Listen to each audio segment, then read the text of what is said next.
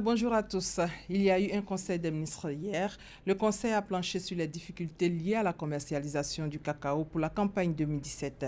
Le gouvernement a aussi fait le point de la phase d'enrôlement des souscripteurs des sociétés d'agrobusiness en vue du remboursement des capitaux investis. Environ 13 000 souscripteurs dans l'affaire de l'agrobusiness ont été enrôlés. Les remboursements vont démarrer le 28 février prochain. C'est l'une des principales nouvelles du conseil d'hier. Également, la question de la mise en œuvre de la couverture maladie universelle a été abordée. La cotisation de la CMU est fixée à 1 000 francs CFA.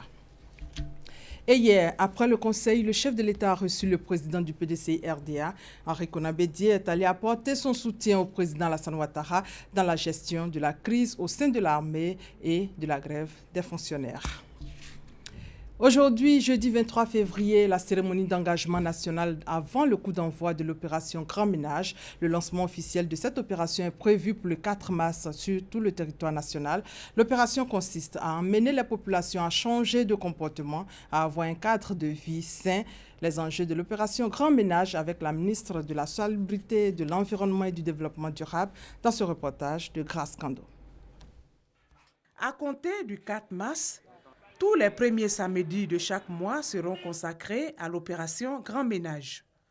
Cette initiative du gouvernement vise à emmener toutes les composantes de la société ivoirienne à mener des actions de salubrité en vue de préserver leur cadre de vie sain.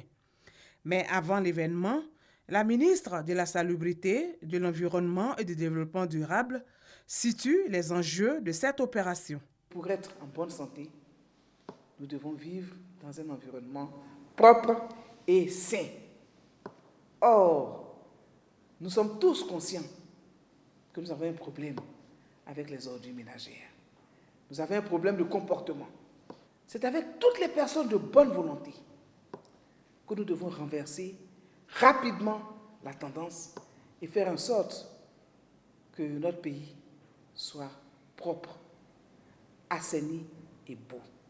L'opération Grand Ménage va consister, entre autres, à curer les caniveaux devant les domiciles, nettoyer et ravaler les façades des édifices publics et privés et balayer les espaces communs du quartier. Les comités de lutte contre l'insalubrité qui seront installés et qui auront réussi à prendre le lead de cette initiative n'accepteront pas qu'il y ait des réfractaires.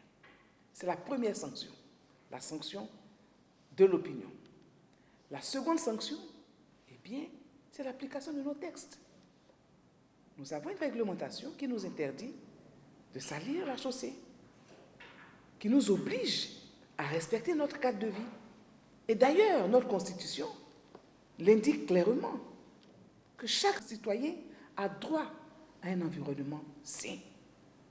Le démarrage de l'opération Grand Ménage sera précédé d'une cérémonie officielle d'engagement ce jeudi 23 février.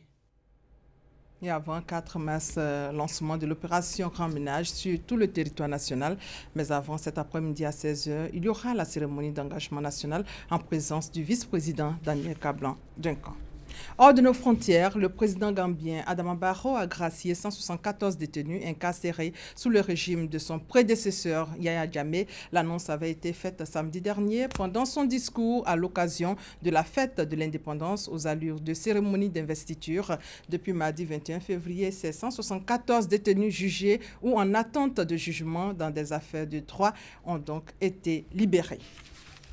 En Équateur, après 3 jours de suspense et de tensions politiques marqués par des incidents violents, le Conseil national électoral a finalement confirmé hier que le candidat socialiste du parti au pouvoir, Lenín Moreno, n'a pas atteint le niveau minimum pour l'emporter au premier tour de la présidentielle.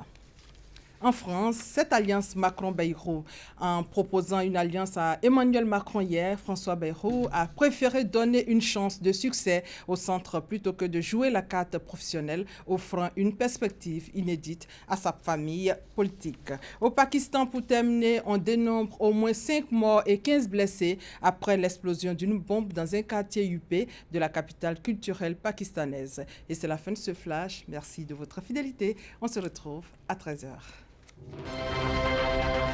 Merci.